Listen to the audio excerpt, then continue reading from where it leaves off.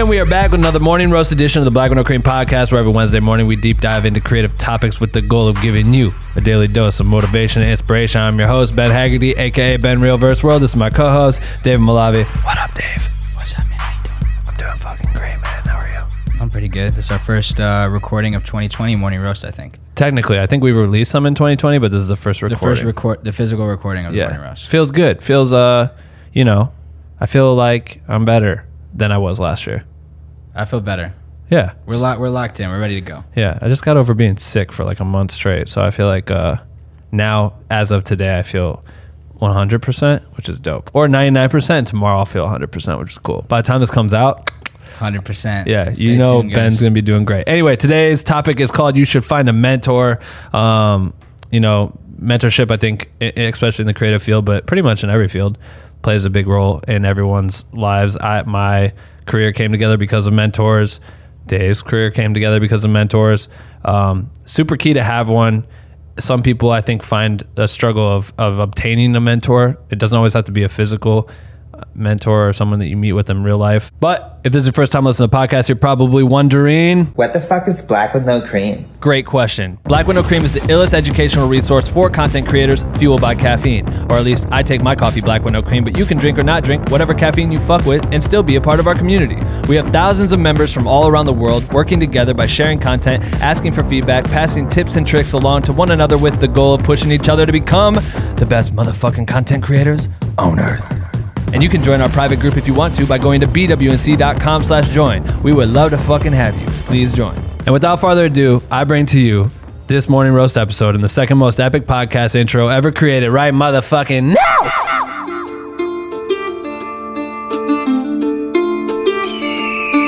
Welcome to the morning roast, a place where you will get the most info from a deep dive into the topics that really need life with your host Ben and Dave, coming to you live today. Grab your cup of joe and take some fucking notes, you bitch. Okay, so real quick before we get started with this shit, we need to know, do we keep or not keep the old Western style morning roast intro? Obviously, it was a number one hit in 2019. Yeah. It cleared the charts, won us tons of plaques and Grammys and all kinds of stuff like that. But is it time to move on and create something new? I don't know what Dave's opinion is. I could ask him. I don't know. I love the song, video. Thanks. I don't know if people have watched the video. Video's pretty good. Video's amazing. Yeah.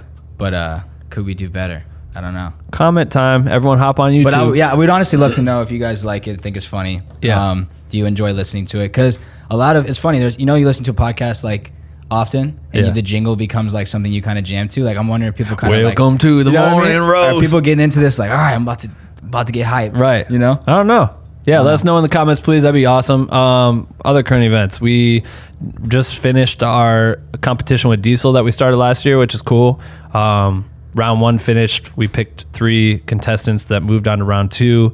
They all were shipped a Diesel backpack and competed for the Diesel for Successful Living $2,000 gift card to B&H Photo. And we picked our winner and announced the winner yesterday. If you haven't checked our Instagram or the Facebook group, you can check that to see all of the final contestants' submissions. But big shout out to It's Me, Gustav. Mark Gustav. It was Mark won first place on that guy. And then our 2 runner-ups, Maddie, Mateo Welsh, and Dual Sense. And Dual Sense. And they then killed Chris Mangacat. Yeah, so they all killed it. Dude got $2,000 gift card to B&H Photo, so excited to see what he spends that on. But I do want to mention, I think this is worth mentioning, what we love to see is that, a lot of people did this, but also the three finalists really put together a team to create these videos, and the videos turned out awesome. Yeah, like they're sick. So if you haven't seen them, go check them out on our Instagram page. But it's one person's names on the video, but they got producers, they got someone to shoot it, they got people to star in it. Yeah, and that's kind of like what the whole goal of it is, to challenge you to create something as if you're being hired. So shout out to all of them. It was cool because I spoke to everyone that after we announced the winner and stuff, and I messaged the people that didn't win, and I was just like letting them know how dope their stuff was or whatever. And the fact that they're all walking away like, hey, at the end of the day, it's a contest. Like, we appreciate being a part of it. Now we have something ill for our reel, which is like the coolest thing is that they were able to walk away from a contest with something tangible that they can utilize to show brands. And honestly, all their stuff, it was impossible to pick a winner. It was it was tough. I'm glad it wasn't just us. I'm glad it was like Diesel and them voting too. So it's like not just on our back. But for real, like they can all take, everyone who like those people can take their videos for Diesel as specs for other brands to show like, hey, this is how I could promote something. Yeah, and absolutely. You could land 2 or 3 jobs off that. So I love it. We also just recently partnered with AT&T. They're doing their own film award. Where's the notes on that? You had the little verbiage. They're hosting the 2020 AT&T Film Awards, where they're recognizing young aspiring creators who are shaping the future of entertainment. So there's a specific contest that they're running right now for creators that are between the ages of 13 and 18. So if you're 18 or younger, or you have a little brother or a cousin or a neighbor or someone who you know is interested in film, then definitely send them, because this could be a sick opportunity. Especially like me, I always share the story when we do contests, because like being able to get into a contest early on, a little film festival type competition when I was just getting started, taught me a lot when I was able to get into it. I'm glad Black with No Cream's able to do it. This isn't obviously our contest, but AT&T's trying to do something cool. And I think it's new for them too. But it's good, and to get involved, it's not too hard. I have a little bit about it. So it says AT&T's hosting a contest for the best youth film concept, where they will be picking 5 winners that will receive an all-expense paid trip to New York City for the Tribeca Film Festival. And at that festival, the winners will receive hands-on filmmaking training and mentoring from nonprofit Fresh Films, and will work together to create content about their Tribeca experience, which is pretty dope. Just to be at that festival would be awesome for networking, but I mean, especially as a youth, that'd be fucking amazing. All you have to do is write 2 short essays explaining your idea for the short film that follows one of the 3 theme choices, and a short video explaining why you're interested in developing your film skills. That's it. That's all you got to do. You got to enter by January 24th, 2020 at 11:59 p.m. Eastern time. We put a link in the description, so all the information is there. You guys can check that out. Just it's free to join. It's free to join, only for U.S. contestants. And just to clarify, you just have to create 2 short essays with your own idea of a short film, and you have 3 theme choices that they give you prompts of like what you need to write about. So it's all up to your imagination, and super simple to enter, and could be a sick opportunity. So yep. So share it around, let people know, and hop on it if you fit that criteria. It sounds pretty dope. What? I want to go to Tribeca Film Festival. Yeah, I know, that sounds awesome. And New York City, that's yeah, I know. Let's go to mentorship. I think we were talking about this the other day, because I think, and I was reflecting on it the other day, I almost wanted to do a series, because I'm like, man, what would be a cool series? Like, what if I got to talk to people about their first mentor, or the first mentor that made an impact on their life? Because I feel like at certain points, people give that credit to those people, obviously, because they changed their lives. But it's like, there's so many things I would never have been able to do without the different mentors in my life. And it doesn't just have to do with like my current career. Like, there's mentors that played parts in the leapfrogging that I did to get to where I am today. You know what I mean? Like, I mean, my boy Chuck is, I don't know if he knew he was my mentor, but I would call him my mentor in music and creativity in general. And I don't know how many times I'd be able to sit with them in the basement, and just not just him, but like the people that we were around by default were all mentors to me, because we're always learning and growing together. And just being able to find someone that I could vibe off of was so crucial to me. Even in college, I had my internship experience was with this dude, Jason, who had like a film production company, and my internship was with him, but really we just chilled and talked about YouTube videos and stuff like that. But he was a mentor to me, even though we really never did any projects together. I just would hang out and help out with whatever, and see his space and use his space, and like to be in that environment was really eye-opening for me, which was super key. But I think what we were talking about that you thought was interesting was the idea of like, I've seen it in the Facebook group a lot, where people, I remember there was one kid, I can't remember who it was, but that made like a kind of a cry for help about how he had nothing, he had no connection to anybody, his town had no one in it that saw things the way he saw it, he couldn't collaborate with people, he didn't really have friends in general, but was interested in this space, and found Black with No Cream to be like a helpful tool for the sole fact that there was other like-minded people like that wanted to pursue things like he did. And so it was important for him to be a part of that, which is so cool. And that's what he used as his mentor. You know what I mean? Yeah. And I was saying to you, I'm like, one of my mentors is Spike Jones, but I don't know that dude. You know what I mean? I'll never know that dude. I mean, there's millions of mentors that I've grabbed on and I've studied in and out, and I've tried to like adapt my creativity and how I do things or how I maneuver or how I talk or how I, you know what I mean, through music, through this and that. So there's like the availability to a mentor is really, really wide, and I don't think a lot of people understand that. Yeah, I think a lot of times, like if someone was to read this title and was like, you should find a mentor, they're like, okay, well, how? You know what I mean? Because like I don't have someone I've DM'd people and they don't answer. I don't have people around me that are willing to mentor me, and I think like personal mentors are super, super key. Like we both have some, and obviously they're amazing. And we'll talk later about, you know, ways that we think you could reach out that would help to like be able to shadow someone or be able to ask someone questions or get mentored. But I think like like that kid's example, like Black with No Cream is a way to like crowdsource a mentor almost, like, because you just have a place to go ask questions, and if you have people to lean on and like people to read, or even just to go through the group and just read, right? Like you're not asking questions, but sometimes I love going to the post and just reading everyone's comments, because you just learn stuff about questions you didn't even have, you didn't even think you had, you know what I mean? But in other ways, like, you know, the podcasts you listen to like are mentors. Like when I was graduating and I decided I wasn't gonna pursue my degree per se, like Gary Vee could have been a mentor for me, because I listened to him every day and he just got me hyped up and got me thinking different and got me believing that I could do this as a career. So that's like a mentor in its own way. Starting to listen to Black with No Cream before I worked within it was a super huge mentor, because it was like through the stories of other people I'm taking and learning things, you know? And I think like even now I think about it, like mentors to me, like, you know, have been able to have people like you and you know, our network here, but also like I'm constantly learning and observing, and for example, if I go on music video set yesterday, right, I'm connecting with the director, but I'm observing him. Like I'm there working, doing my own job, but I'm sponging everything I possibly can. How is he talking to the talent? How is he communicating his ideas? How is he solving this problem? You know what I mean? And through that's mentorship in a way. It's absolutely weird, but it's indirect. Like, so I think it's really just learning that like, in order to get where you want to go, you need to learn from people who are more experienced and better than you. And also I think is important is what's cool about mentorship situations is they expose you to situations that are like above your pay grade, I feel like. You know what I mean? Like starting to work with you, immediately I was put in a situation that was way above what I was considered myself capable at that point. Right. And it forced me to grow really, really, really fast, because I was having to keep up and learn, you know? And then consistently that's been the case is I've taken a student position under people that are much older and much more experienced than me in order to like because I'm getting access to spaces that are, that allow me to like grow faster than I would by myself, you know? Right.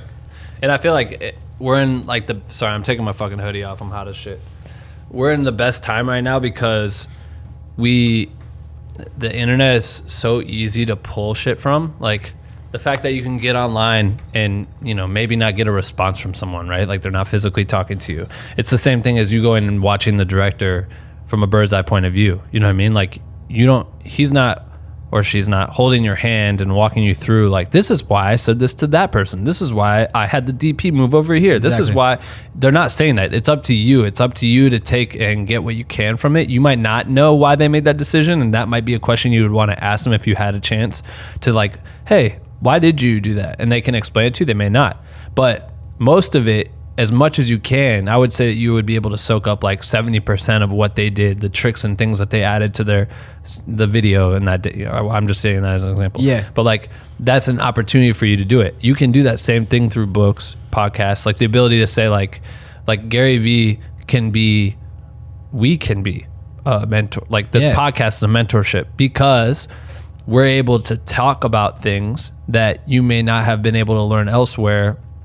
Google search, you know, fucking ask someone.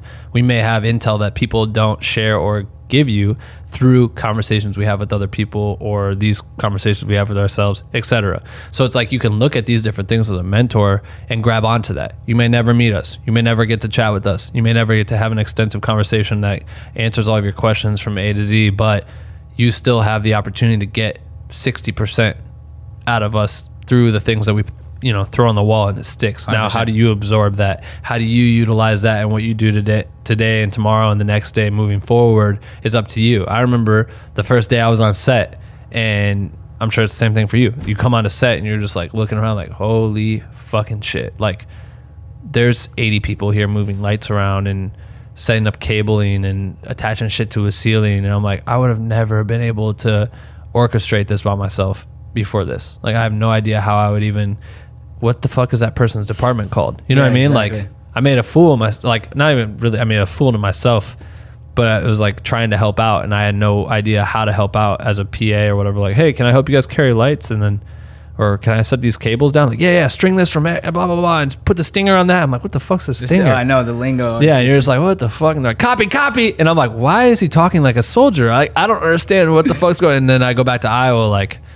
oh, I have so much shit to learn. You know what I mean? But that's what's exciting, is that by being there and you hear how this person communicates to this person, if you can't ever figure out like, how did they do that or why did they do that, and you have the ability to ask someone, that's the best move, and getting in those spaces is the best move. But I think that's the epitome of having a mentor, and they come in all shapes and sizes. You know what I mean? And that's super crucial, is to understand that that's possible, to consider a mentor someone that's fictional to you almost. Yeah. I think if you think about like old times where like it was a trade economy or whatever, and you grow up and your dad was a blacksmith or whatever, right? Or you want to be a blacksmith and you go apprentice under a blacksmith to become a blacksmith, or a like a handyman, or what other trades are there? Like fucking woodworker, carpenter, whatever, right? And the way you learn that trade is you have to work under a master of that trade in order to learn how to become like they've become. You know, we always talk about like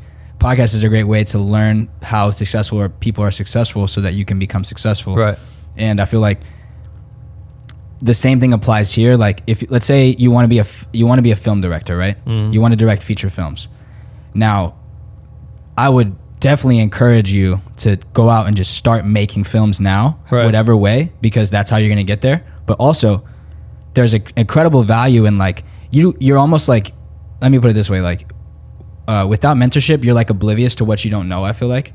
You know what I mean? Like, you don't know what you don't know because you haven't been exposed to it, and working within or under people, or getting exposed to people that are much more experienced than you, like, opens you up to things that you didn't know. Right. That you didn't know. Yeah, and facts. And then that allows you to start advancing. I feel like if I want to be a film director, I want to work at the bottom level of any film set possible, because just to see it, just to observe and learn it, because you're going to take that and put it into your own thing. Right. I think Andrew Sandler, every time I have to say his name, I have to be like, if you don't know him, you probably heard his podcast. They know who Andrew Sandler is. Yeah, you guys got to know who he is by now. We only have a few characters baked into this podcast, and Andrew's one of them.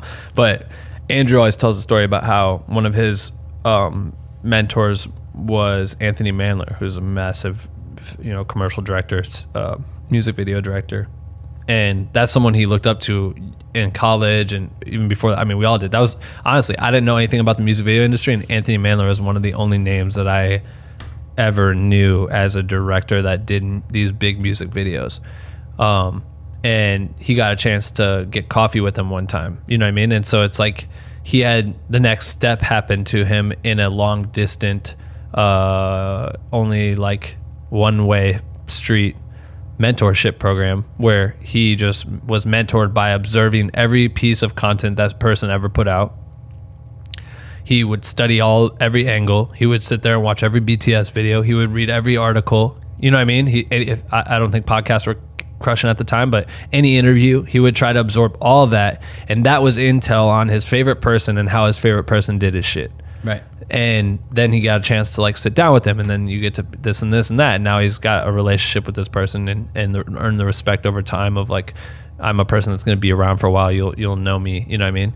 And that's what's cool about that shit. And I feel like that's so dope, because, when I met found out about Andrew and knew I had a connection to Andrew, the first thing I did was I'm on his website, and anything that was there, and Shannon's in the room right now too, and I don't know if this is the same thing for Shannon when she found out about Andrew, but it's like I start watching everything that he's ever done, and I start studying all the music videos, and I'm figuring out what role he produced this. Why does he produce if he directs? Oh, he likes to do both. Oh, cool. He edited this. He can edit too. Oh, cool. Like this, and that. Oh, he did a documentary. I'm watching all this shit. You know what I mean? I had no idea if I'd ever meet him, but I'm like, I have a possibility to pick this person's brain, right? Or have access to him in some way where maybe I could get some answers or information or some sort of push or whatever. Even my cut, morally, as someone that I looked up to, I talk about it all the time too, and I'd watch all of his pieces of content that he put out, every short film that they'd ever do, all this stuff. I would study the fuck out of it, you know what I mean? And every once in a while I'd reach out and just be, hey, this and this, and it wasn't even really like related to the projects he was working on. It was more so like, what do you suggest I do to be similar to you? You know what I mean? Like, how do I do it? You know what I mean? I don't understand. What do I do? And it was like I'm sure some of the questions now are immature and like fucking could have been answered on Google, but having someone to look up to is so key in the development of who you become as a creator, right? Yeah. I think I'm reminded of when you talked about, I don't know if it was in your podcast, but we've talked about it plenty of times for other people to listen to, but how when you were doing music, right, you would study the tour documentaries of, Mac or Wiz or whoever. Yeah. And just like study every single aspect of them, like who made this? Oh, this is how they strung the story together. This is what they did to get this piece or whatever, right? And you're studying, and you're in Iowa learning those videos, and then eventually you get a chance to go on tour with Schoolboy Q, and undoubtedly probably that was your mentorship for that entire experience for you to create what you created. Literally. You know what I mean? Was watching through videos and studying. And I feel like no one was it wasn't like someone took me to a show and walked me through how to do it. I'm like, all right, when I get there, I need to be, and actually that all plays a role into LA too, because when I came to LA, having studied how artists do their shit and what kind of content comes out around an artist outside of the main assets of like a music video or a song, it's like, oh cool, there's all these things that happen on set, and the way they showcase is really cool. So when I got here, and one of the first things I got to actually shoot was for Chris Brown, like a behind the scenes video. I was like, how do I make this shit epic as fuck? Drone shot, this, Ronin, this, all this extra stuff. Like I started adding to it and trying to make it big, feel very big. And that only comes to, versus if I were just to show up and someone's like, hey, you have a camera, you should just document it. I probably would have just filmed everything, all long takes, never shot for a shot, never, you know what I mean? And then I wouldn't have known what to fucking do with it. Right. You know what I mean? But I learned like the art of telling the story in 3-minute recap or a 1.5-minute recap and make sure that person looks cool. And it's only because I watched Big Sean do that shit, and he did it every week with Mike Carson, and you know what I mean? Or exactly. Macklemore did it on his tours and made like solid 7-minute pieces. That's what it's so crazy how that was mentorship for me. You know what I mean? Yeah, that's what we're trying to say. I think even for me, like, I would call you my mentor, but I feel like there's a lot of direct mentorship you've given me in terms of like things that you've told me, like, yo, do this, or this is what you should do. We've had long conversations, but I feel like there's a ton of mentorship that you've given me, like, without you giving it to me. Right. Because I'll just sit there.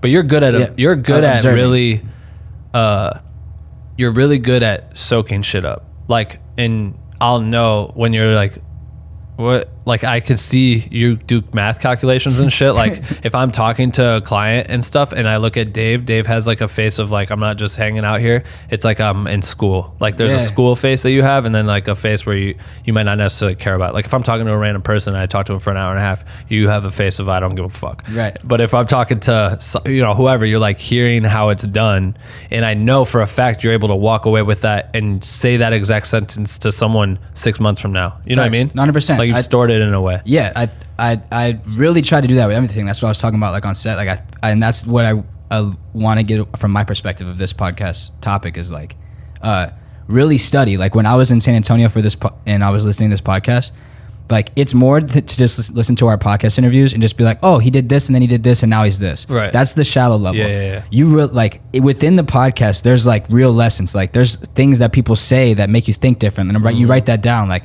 okay, so like this is how I gotta frame my mind. This is how I gotta look at this. This is how I gotta, you know, be motivated. This is how I gotta be. This person did this, and that means that if I just wait a little bit, if I take these 3 steps, and maybe I can get there too. And it's like really analyzing it. And I feel like being around you from the time I first showed up in LA to now, through indirect mentorship, I've really learned how to really handle myself in the industry as like a business person. I feel like I always had right. ways to handle, but through learning, okay, so when he says this, that's how you should frame this to this person, because that conversation went really well. Or right. he said this word and then that clicked for them. So, okay, I'll take that. Or he used this strategy, or here's how he like finesse showing them the content. Right. Or, you know what I mean? Like right. different ways that you're just observing and learning. Yeah, and someone doesn't have to straight up, because I feel like, and this is the last thing I want to end with, is how do you find a mentor, right? Mm-hmm. And a lot of people just want to DM someone and be like, let me pick your brain. You know what I mean? And you're not offering any value. And it's like not everyone really wants to sit down with you and tell you how you did it. Right. Because how they did it or how they should do stuff, because it's like people like you have to kind of take your own responsibility for being mentored, in a sense of like learning by observing, I feel like. Or dealing with what the cards you're dealt. You know what I mean? Like some mentor, like someone may provide like a quick little snippet of something and explain just like a tiny bit of it, but they don't give you all the sauce. So it's up to you to kind of like use your imagination on how they went about it, or understand that it took years for this to happen. You know what I mean? And there's no way they could even explain it to you. So some stuff you can't just tell you. There's like so many different ways. I'm interested also, also when you talk about finding someone to mentor, is it like a clear conversation?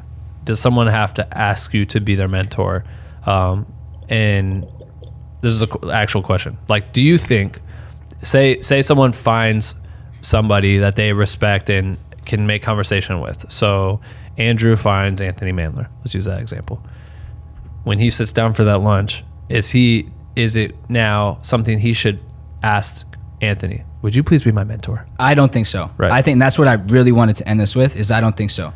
I think, here's how I would go about it. We've used you. So let's talk to Andrew. We already talked about Andrew. Let's say it's Andrew, and I look up to Andrew, and I want to learn from him, right? I'm going to offer whatever type of value I can to him, so I can just be around him as much as possible. How can I be on all of Andrew's sets? Cool. What if, like, let's say I didn't work on Black on the Cream and I wanted to do that. I'd be like, Andrew, I'll shoot all your BTS for all your music videos. I just want to be on set. Right. And he has a person like that. He has his homie Alex, who's always on his stuff. Yeah, and I'm sure Alex is learning, and a ton. You know what I mean? And I'm offering you value, and you're my mentor by me offering you value, and I'm around you. Right. And I get to learn from you. I really think that, and then through that you develop a relationship that becomes a mentorship. But just asking someone to be your mentor, that's like asking them to like fulfill a job for you. You know what I mean? Like you're asking them to give you something. Right. I feel like mentorship comes more naturally. Like super organic. When you became my mentor by me working really hard for you and developing a real friendship with you that allowed us to start having conversations where you were willing to help me. Right. You know what I mean? Like I think I spent so much time working my ass off for you and becoming your friend. We became friends before I ever really asked you, Ben, what do you like? I remember the first time like I really asked you, okay, I'm gonna ask him this, like, Ben, what should I do here? And that you really sat down. What was the first thing you asked me? Probably when we were in Coachella, like of my first big job that I landed, I really wanted to know like how I should frame how I was gonna charge or something.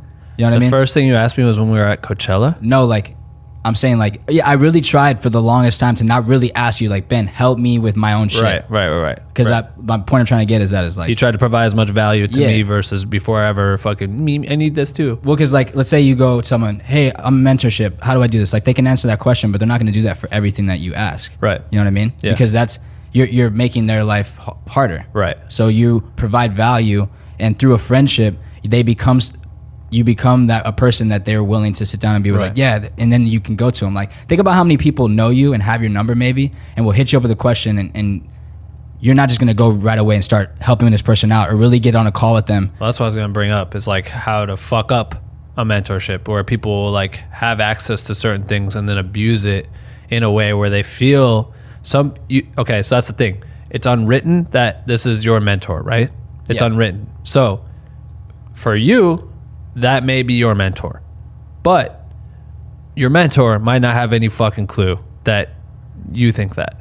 And now you have access to these people, right? And so when that person has access to you, it's a little different because now you have, the bat phone or whatever the fuck. So now it's like, shit, fuck. This client wants me to do this. What should I do? I'm just going to text my mentor real quick and ask him. Exactly. And this person never volunteered to be able to take those calls or this, and that. You never asked if that was okay. And you just do that. And I don't know how many times it's happened to me more and more lately. And it drives me crazy that people will reach out that way cold out of nowhere. There's one person in particular. I see it all the time on my Instagram DMs. This person hit one time I met them. One time. That was it for like 20 seconds. They talked to me like we knew each other because of Instagram.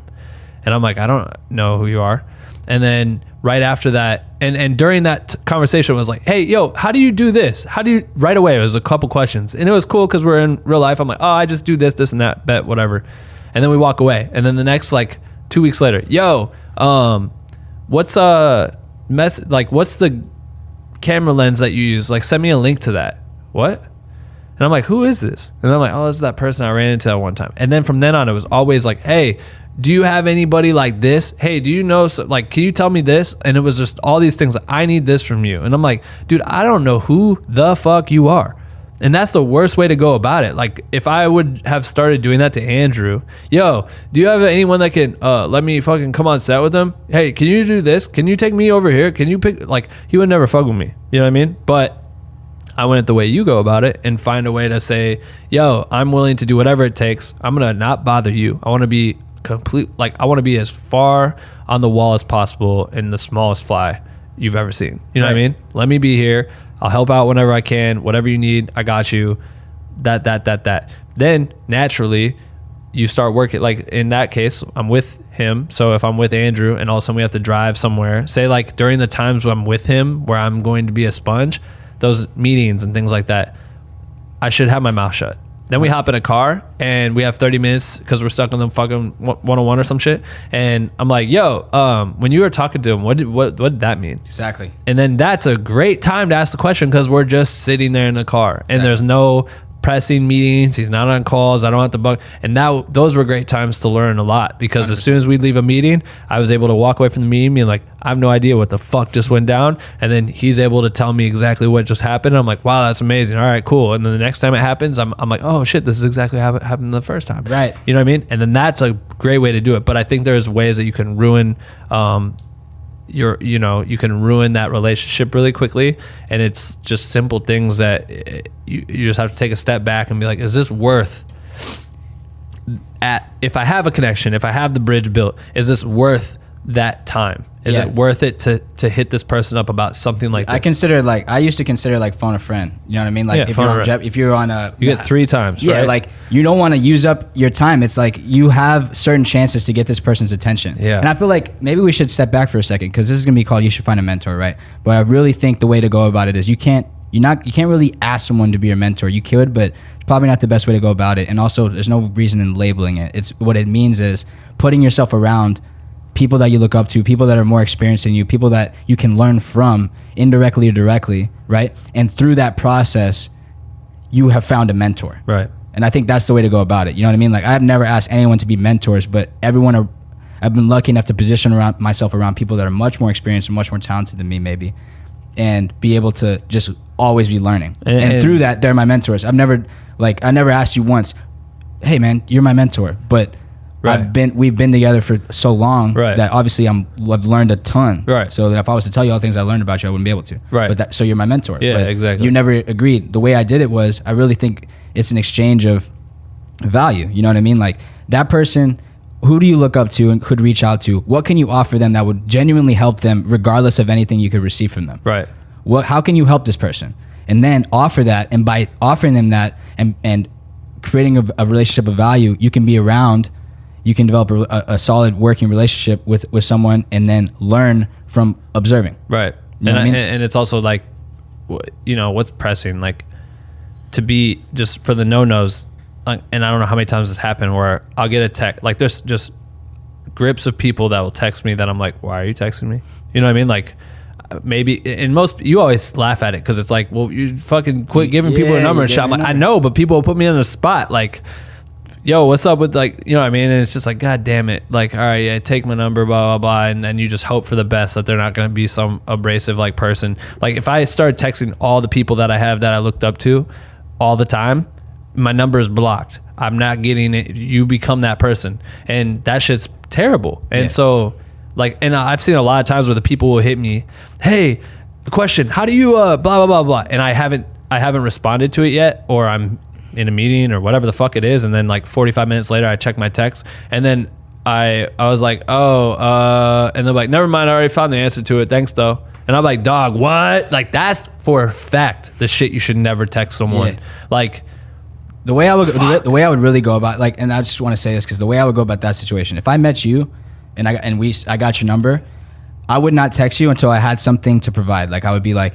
if I met you on set, I would really hope I had taken a sick photo of you, or I had got some BTS of you working, said, hey, great to meet you. Like I took this of you. Like I provided you value. I gave you something that, and you're like, oh, sick. Boom. That's a connection made.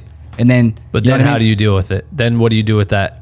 I don't know if it depends on the situation really. Because like, I've had that happen, and it's then, the beginning of a tour. And then every day it's, hey man, how's tour going? That's what I'm saying. You can't do it after. I'm like, stop. What? After that, it would be like let's say it was Black Widow Cream and I was interested in working for Black Widow Cream, right? I would be like, you know, one, offer value. Hey, I do this and this. I notice you. I like something that shows you understand what's going on and you can provide value that isn't being provided currently. Or maybe you go out of your way and like, hey, we talked about this. Like I went ahead and whipped up something. Right. And like, here's an example of what we were talking about. Yeah. You know what I mean? Then you're like, oh, sick. And then even if you just put yourself in that person's mind, we talked about this about following up. And then if there's nothing there, there's nothing there. But it's about like, I don't think a line of communication, like if someone gives you your number, someone gives you your email, that doesn't mean like, oh, I can start emailing and texting you now.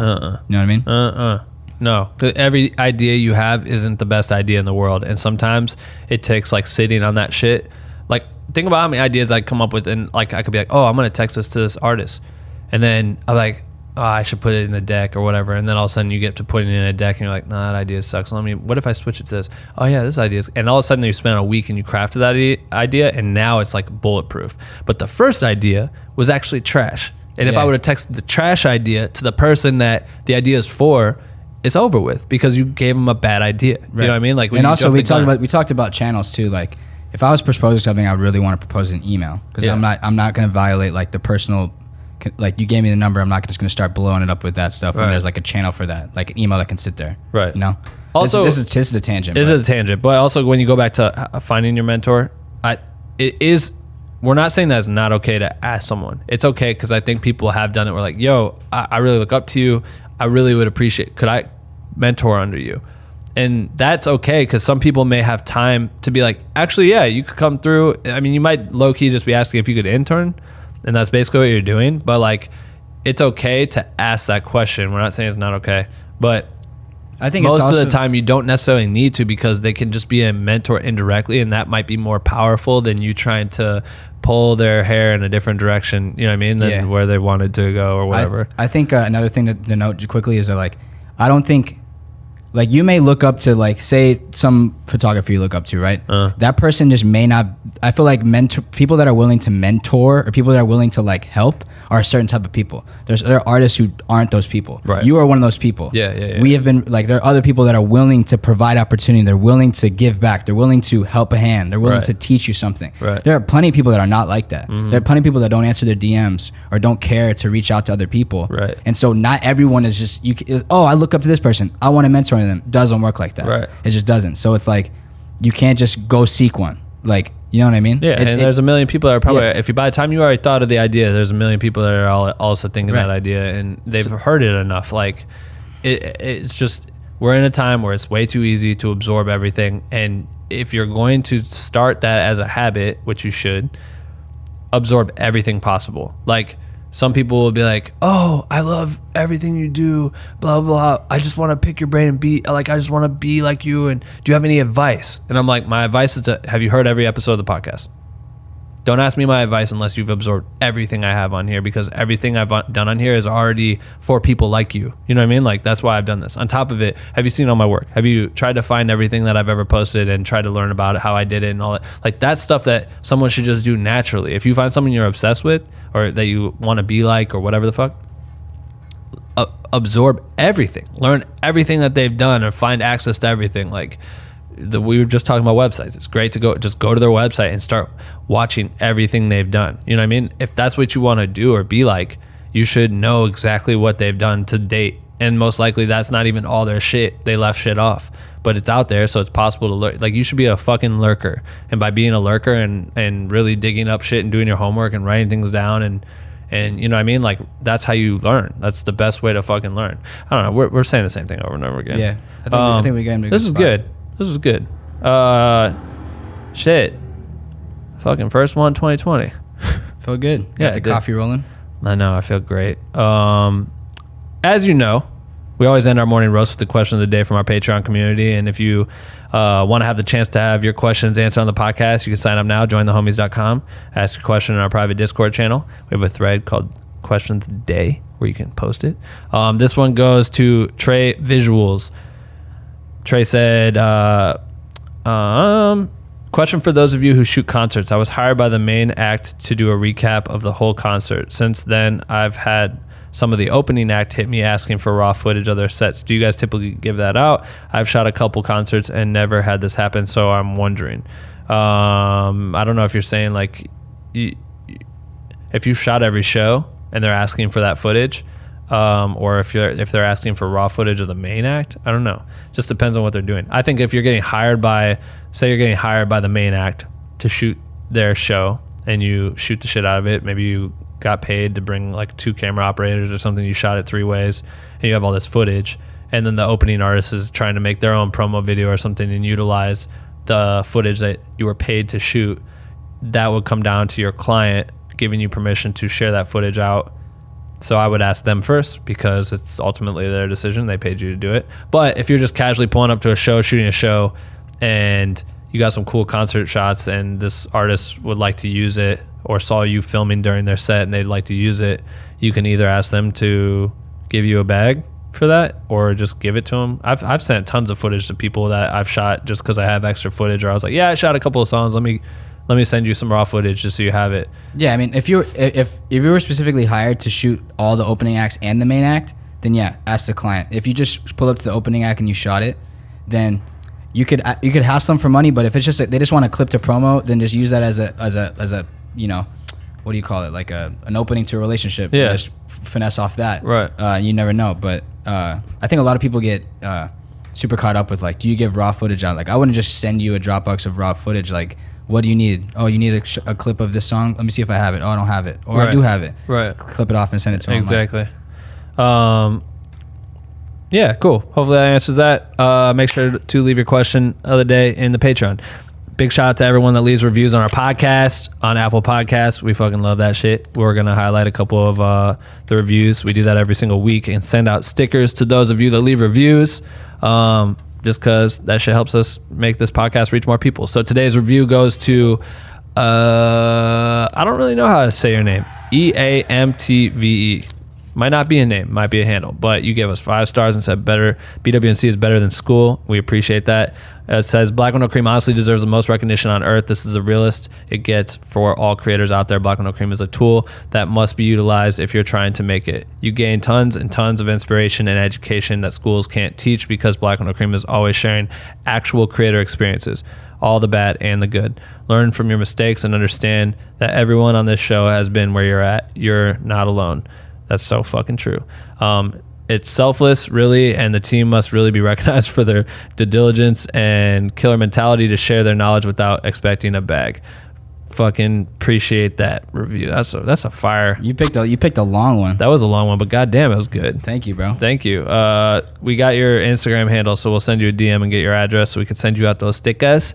All right, cool. That's it for this episode of Morning Roast. Make sure to check out our latest podcast episode with Cyrus Asar.